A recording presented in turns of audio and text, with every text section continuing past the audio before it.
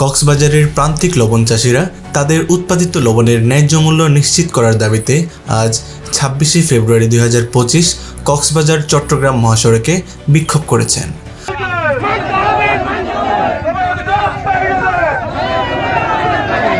সকাল ১১টার দিকে চকরিয়া উপজেলার খুঁটাখালী এলাকায় চাষিরা গায়ে কাফনের কাপড় পরে মহাসড়কে লবণ ফেলে অবরোধ করেন।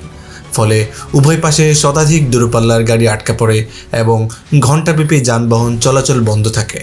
লবণ চাষী ও ব্যবসায়ী সংগ্রাম পরিষদের নেতারা জানান, বর্তমানে মাঠ পর্যায়ে প্রতিমণ লবণ ২২০ টাকা থেকে ২৩০ টাকায় বিক্রি হচ্ছে, যেখানে উৎপাদন খরচ ৩০০ টাকা থেকে ৩৫০ টাকা।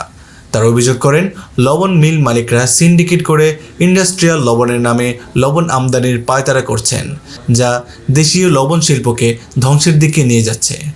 বিক্ষোভে স্থানীয় ইউনিয়ন পরিষদের চেয়ারম্যান মোহাম্মদ আব্দুর রহমান, অধ্যক্ষ SM মঞ্জুর সংগ্রাম পরিষদের সভাপতি মোহাম্মদ জামিল ইব্রাহিম এবং সাধারণ সম্পাদক মিজানুর রহমান খোকন মিয়া বক্তব্য রাখেন।